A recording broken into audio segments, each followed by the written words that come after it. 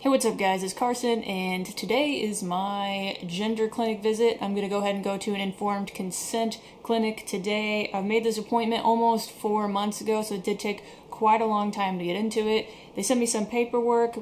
This does say that I will most likely have 2 visits. Basically, this says that the first visit, which is today, I'll get to know my medical provider. We'll talk about my goals and expectations regarding hormone therapy, the risks, the benefits, and my personal health history.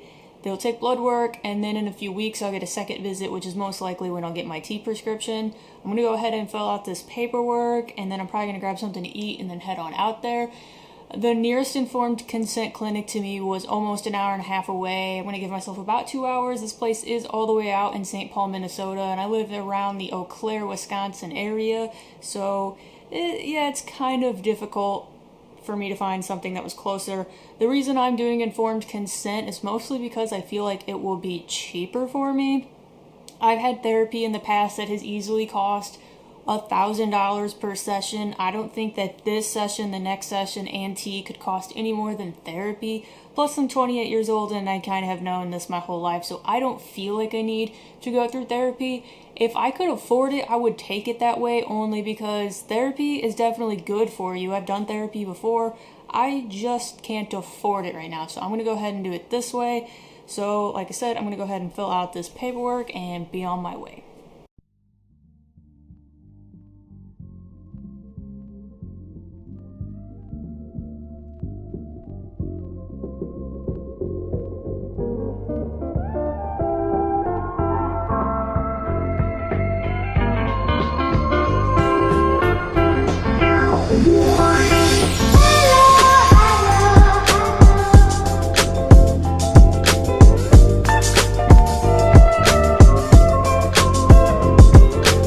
Oh man, 21 degrees, gonna have to remote start the car.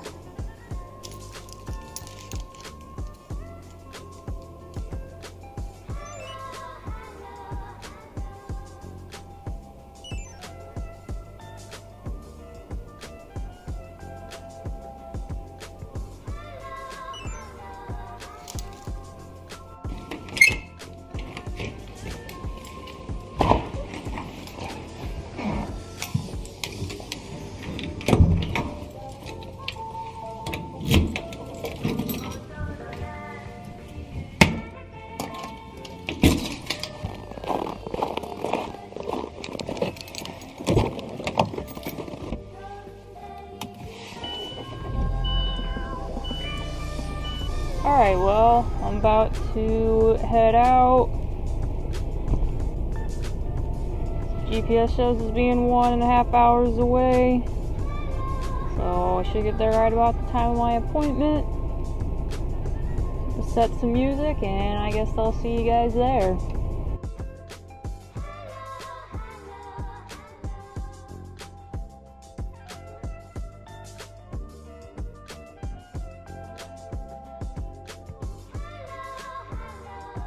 Okay, well, I just barely made it. I got like 5 minutes to get in there. The drive was fine until like the last 20-30 minutes, and it was all on Minneapolis city driving. You're going 55, and just all of a sudden everybody throws on their brakes, and then it got even worse when I got closer. So yeah, now I'm like amped up, and it kind of sucks. So anyway, gonna head on in.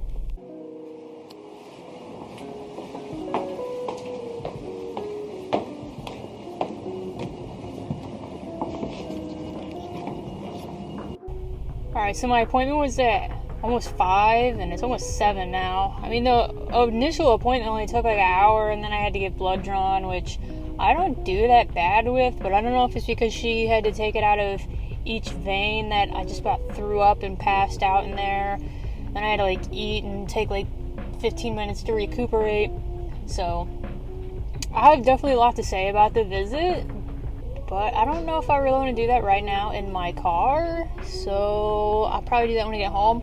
Oh, also, I forgot to mention this earlier, but I'm recording on a new camera, G7X Mark II, so I guess this will at least be a little good test to see how good the low light is, because it's like super dark outside, but when I'm looking at the screen, it actually looks pretty good. I went ahead and got this camera so that I could like vlog out in public because I love my other camera so much. It's a Lumix G7, but even though it's kind of small for like a DSLR mirrorless type camera, it's still pretty big, especially with the wide angle lens and then the microphone attached. Now this doesn't have a microphone, so that really sucks, but I'm actually wearing an external microphone, but the one I have isn't like the best quality, so I don't know. I mean, it's really pretty comparable to the onboard mic, so I might end up picking up like a better one later. Yeah, but anyway, done with my appointment. Now I have like a 2-hour drive home. I have to come back next week. So I will give you an update about what we talked about in a little bit. I have to decide now if I want to go straight home or go to Whole Foods, because there's no Whole Foods where I live, and I love Whole Foods, or should I just try to go next week? I think I'm just going to go today, because I said I was going to try to go to Whole Foods today, and then I'm probably just going to hit the grocery store on the way home. Especially because my appointment is even later next week, so it'll probably be super dark when I get out, so yeah. Alright, well, I guess I'm going to hit the road, and I'll see you guys probably when I get home and update you then. Alright, well, it's like 10:30 now, and I'm finally getting home. My appointment was at like 5 between the 2-hour drive, and I said I was going to go ahead and hit Whole Foods on the way home, and then I have another appointment next week, so I didn't want to have to go grocery shopping again next week, so I went ahead and went to my normal grocery store. I'm just now finally getting home. I don't have the luxury of a Whole Foods near me, and I think Whole Foods is the best grocery store ever. I do get sticker shocked in there a little bit sometimes, and there was a bunch of things I wanted to try, but I didn't get just because of the price. But I'm a really big fan of Whole Foods, mostly because they have a really large selection of organic stuff. So I'm going to go ahead and just quickly show some of the things I went ahead and I got there. I do eat pretty healthy, and my Whole Foods little haul is actually pretty small for the price, but one of the items was $40, so went ahead and got some trial travel stuff because I actually don't have any for my gym bag, and I do like natural products, so went ahead and got a bunch of these. I have like, I don't know, about 9 of these. I go through chapstick really fast. I love organic chapstick, and it's just the Whole Foods brand, which it's not focusing, but yeah, it's the Whole Foods kind. I think these are like $3 a piece though, and I seriously bought like 10, so I've heard really good things about Oatly, especially from the Vegan Zombie. I've had another oat milk before, and I actually thought it was pretty good, but I did want to go ahead and try this. The only thing I don't know if I'm going to like is the fact that it's unflavored. I would usually get vanilla. This was just kind of an impulse buy. These look like they're supposed to be a healthier Funyun. I don't really love Funyuns, but I kind of wanted to try them. I saw this barbecue sauce that actually has no sugar in it, so I've tried no sugar barbecue sauces before, and they're usually not very good, or they're sweetened with something artificial. And I don't see any sweeteners in here, so it could be disgusting, could be good. I don't know. It was kind of expensive, and then I went ahead and got this pulled pork to go with it. Now, I read this wrong in the store. I thought this was sauceless, but maybe it'll help counteract in case it's gross. Some whey protein. This was the most expensive thing I got at $40, but I do throw it into smoothies and protein pancakes when I make them. This pizza looks really thick. Like the crust, you can't completely see it, but it looks pretty thick. I only eat gluten-free pizza because I have to eat gluten-free, and all of them are really thin crust, so I'm hoping that this will be a little bit thicker. Looks pretty good from the picture. It was like $13, kind of expensive for a pizza. We actually don't have this kind of salad mix in my store, my normal grocery store that's organic, so I just went ahead and picked that up. I get a lot of Amy's stuff, but I've never seen this one in our store, so I went ahead and got that. Also never seen this in my grocery store, kind of looked good.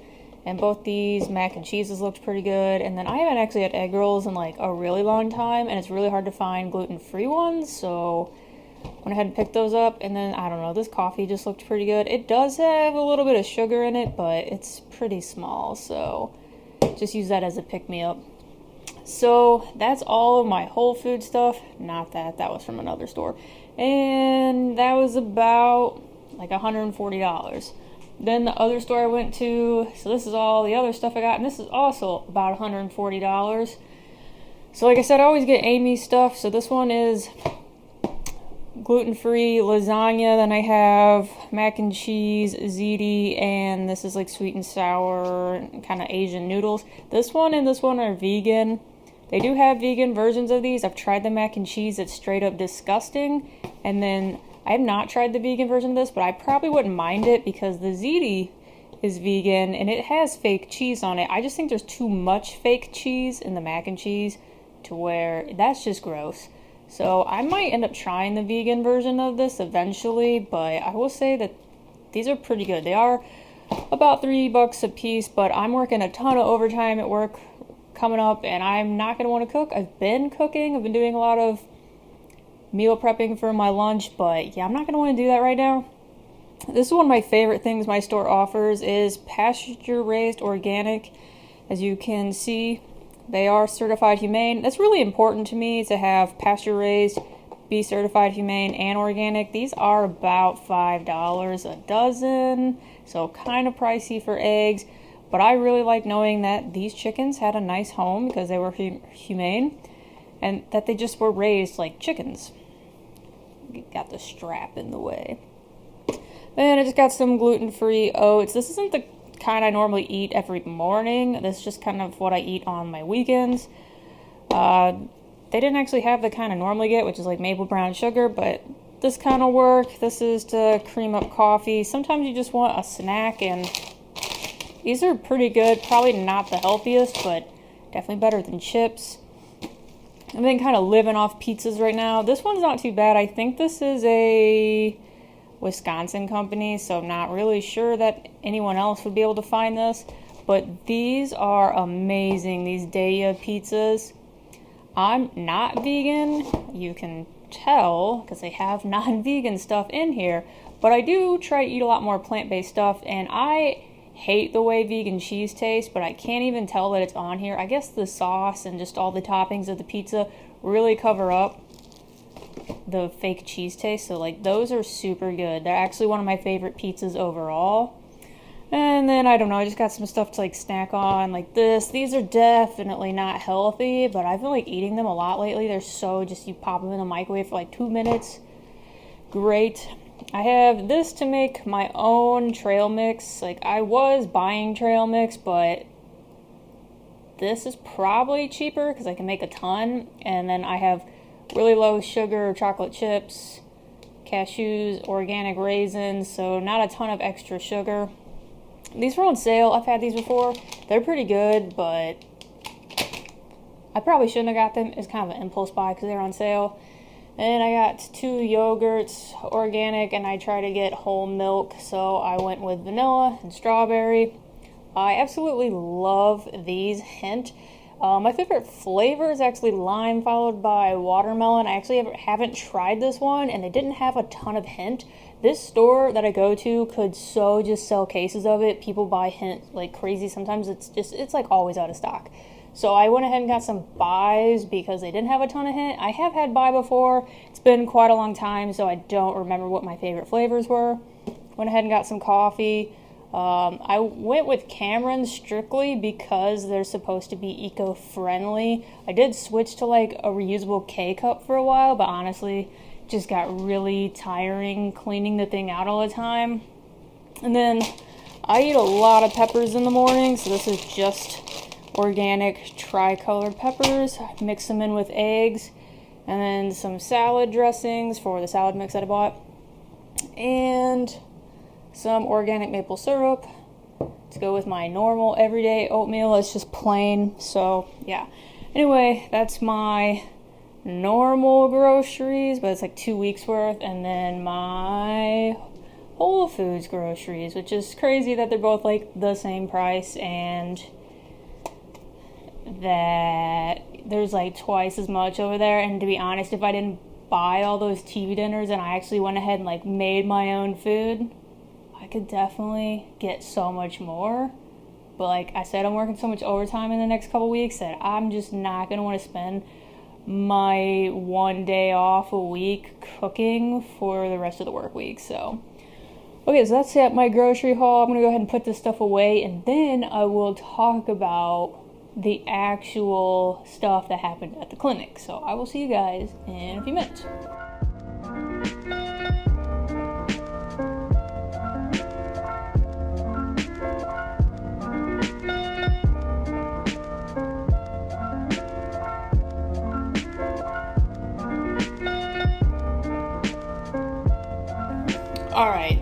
back home.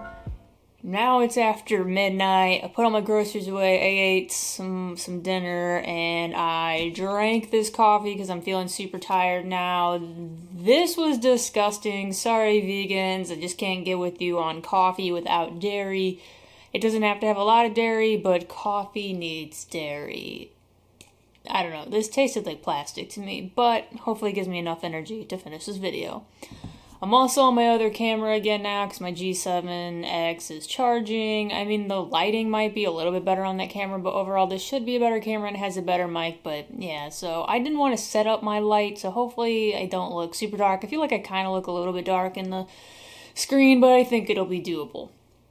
Anyway, this is how my informed consent went. So the drive wasn't that bad. Like, it was an hour and a half, a little bit longer because I did hit rush hour. It was almost all interstate there. The last 20 to 30 minutes kind of sucked because it was in the city of St. Paul.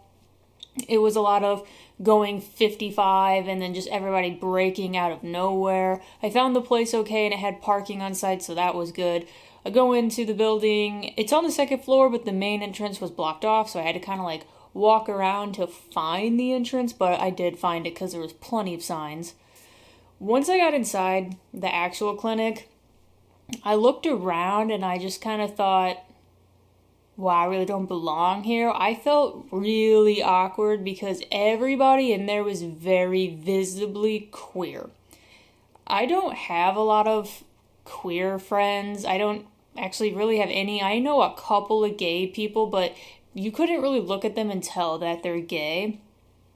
I went in there and all these people had mohawks and green hair, and I was just like, I'm not gay enough to be in here. So I felt really just awkward and out of place. Then everybody's name tags that worked there said their pronouns on them, which is fine, but it's confusing to me. I'm not super familiar with non-binary, and I just find non-binary to be kind of confusing myself when someone just says they, them with no she or he.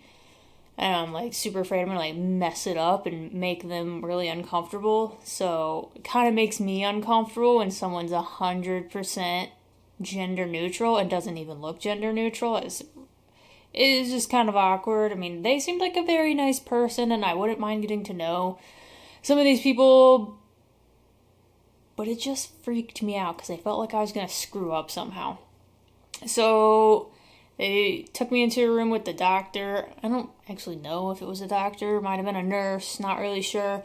They pretty much just asked me what I want from testosterone, like why I was there, what I want from testosterone, what I'm afraid of or don't want from testosterone, like what my goals are, which I knew all of that would be spoken of.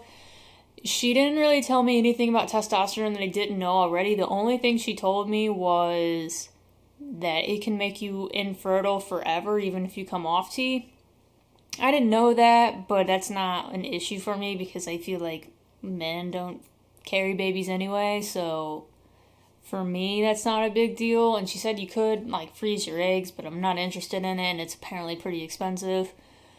I guess the one thing that really I thought was weird, this visit was an hour long at least, but multiple times did she bring up suicide. I did put on my paperwork that I had been hospitalized for depression before.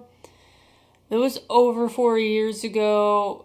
I've had suicidal thoughts almost my whole life, but they're passive thoughts is how they described them. Like, I don't think I'll ever actually act on them. I've definitely self-harmed plenty of times, but I was just kind of really light about it every time she brought it up. Like, look, like, I'm almost 30 and I've been suicidal more than half my life, so they're probably just always going to be there. Now, will I do it? Probably not. But multiple times, like, are you doing okay? Yup. And then they wanted to make sure that I had all these, like, phone numbers and do you know who to talk to if you're feeling that way? And I don't think that was specifically towards me. I think they ask everybody that. So I'm kind of sitting there thinking, do this many depressed trans people come through here? I mean, I'm sure it's pretty high, but that kind of was interesting, I guess. The only concern I had really with testosterone is that bottom growth, not really wanting a ton of it. The doctor pretty much told me there's nothing you can do to prevent it. Even if you take a DHT blocker, she'd never actually heard of that. So she said she'd look it up, but basically I was just told to like monitor it, and if it becomes too much, I could always stop later. So yeah, I hope I don't get a ton of it, but we'll see. Like, I guess I'll try it out, and hopefully maybe I'll either like it or just don't get a ton of it. As far as insurance goes, this actually kind of confused me. So you had two options for how you would pay for this. You could either have it billed to your insurance, or you could just self-pay, and it's based off of a sliding scale. So if you didn't make very much, you didn't pay very much. If you make a lot, you pay more. I went ahead and billed it through insurance because I guess if you self-pay, then I'm imagining you're going to have to self-pay for testosterone. I'm going to want my insurance to hopefully pick up some of top surgery in the future, so I feel like I might as well start now and get them to hopefully cover T so that they will cover top surgery. I don't imagine it'll cover very much of my visit. I don't have good insurance. I think it's a little bit of a combination of Wisconsin has bad insurance, and my company that I work for doesn't have the greatest insurance either. But in St. Louis, where I'm originally from, my same company offers much better healthcare there. So when I move back to St. Louis, I will have better healthcare. But for right now, it just really doesn't cover almost anything unless it's 100% a preventative thing. So I really only use my insurance once a year to get my depot shot, and I just do that so I don't have periods. And that's 100% free, the exam and all of the medication. But other than that, I don't go to the doctor because it's like insurance just doesn't pick up anything. My deductible is pretty high. So anyway, I did go through insurance. I don't expect it to pick up much of any of this, but I think it'll help me in the future, hopefully. Now, she did tell me that she would have to diagnose me with gender dysphoria to get insurance to cover T. So I guess even if you go informed consent, you're technically still getting diagnosed with gender dysphoria. So she was basically like, tell me what you're dysphoric about. They don't like listen to you and go, yes, you have dysphoria. They want you to tell them. So I think that's kind of interesting. Then after we talked about the visit, then I had to go get lab work. I'm surprised they actually in this clinic don't test your T levels. I feel like my T levels are low even for a female. So I was kind of like, well, how do you know how much to give people? And she basically said they start everybody on the same dose and then they just adjust it. I might start on a lower dose just due to some of the concerns about bottom growth and the fact that I don't want all my changes to be like super fast. So they might start me on like a little bit lower. But I think that's interesting. I did have to get blood drawn twice, which was awful. I'm not bad with needles, and I'm not even that bad with getting blood drawn, although I've only had it done like 2 or 3 times. But so they tried to get this one, and they did get some blood out, but I guess it wasn't enough, so then they had to do this one. And I hadn't eaten in several hours, and at first I was like, I was fine. Like, the needle pain doesn't really hurt. Like, it just kind of feels like something's biting you or pinching you or stabbing you. It's not that bad. But then I was like, they're asking me if I was okay, and I was sitting there like, yeah, I'm fine. I feel a little bit queasy, but I don't know if it's in my head or not. And then just like maybe a minute after they put the Band-Aid on, I don't know. I think I almost passed out. I've never passed out ever, so I don't really know what it's like, but just kind of started to get black, and then like I felt almost drunk, and I'm pretty sure I almost threw up. So they gave me some like apple juice and some snacks, and it took me like 10 minutes to recuperate, but I did, although that's kind of like embarrassing. I've never really struggled with getting blood drawn, and then here I am almost passing out. I mean, it's probably not that weird, but then I made another appointment for next week. So next week, I don't know what they're doing, some kind of physical exam. I don't know, just maybe to make sure you're generally healthy enough for T. And then they're going to show me how to actually do my shot. So she did tell me that I could do shots or I could do like some kind of topical treatment. Now she made it sound like topical would be better for me because I want my changes to be slower and you can control them essentially kind of easier with topical, but I'm probably going to go injections just because it's cheaper and I am trying to get this to be as cheap as absolutely possible. She also did discuss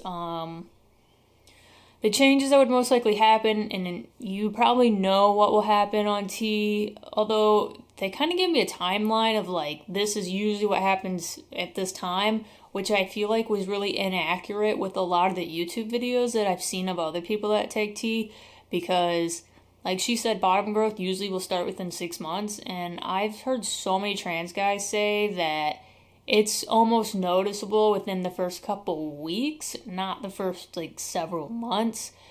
And then, so I think they said like bottom growth is one of the first changes, that your voice will usually deepen within 3 to 6 months.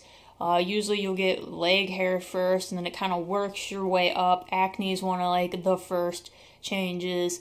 I don't know. Their timeline seemed kind of different from a lot of the people I've seen transition, but I guess it's just different for everybody. Another interesting thing that they had mentioned was, or the doctor mentioned, was that I guess your acne can be kind of mimicky of the way it was when you went through your first puberty. So she asked me how my first puberty was. So I actually didn't get bad acne in high school. Like, I didn't break out all over, but I did get cystic acne. So I'd only get like one, and I generally got them on my chin. I'd get one, but man, sometimes they'd be like this far off my face. Not really, but there were a couple times you could like from the side see how far off that it came. I have a lot of scarring from it too, so she basically told me to like monitor that and that they could give me some topical medication if that happens. I really hope I don't get cystic acne again because, I mean, I don't know. I guess I'd rather have one cyst over like a whole, yeah, I don't know. I guess either way it kind of sucks, but I have so much scarring from previous acne. I'm not really wanting to add to it, so. And then she said you could look at some of your cis male relatives for like certain things, such as like male pattern baldness and stuff like that, but not so much for other changes like facial hair, because my brother took years to grow a full beard, so I was wondering if I will also be slow there. And she seemed to think that I would be slow only because like all my hair is super blonde and really fine. I don't know, I kind of feel like I would just naturally be slow in that area too, but yeah, I don't know, it's just interesting, but I guess we'll just have to see. So, yeah, anyway, made a visit for next Wednesday, so that's awesome. Now I have to drive out there again. It kind of sucks. I think they generally have you go 3 times, but they said they would try to do the injection teaching on my second visit because they do know that I'm really driving so far away.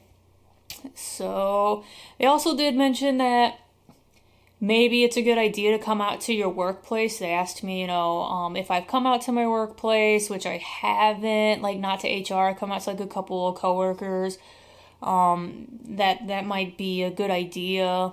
They asked me, if I have any like support system, if anybody's forcing me to do anything, if anybody's hitting me, if anybody's raping me, stuff like that, which was interesting because I didn't really expect those questions at all.